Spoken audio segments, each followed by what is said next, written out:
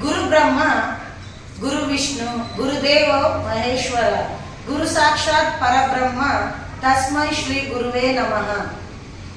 ಈ ಶ್ಲೋಕವನ್ನ ನಮ್ಮ ಮಕ್ಕಳ ಬಾಯಿಂದ ಕೇಳೋಣ.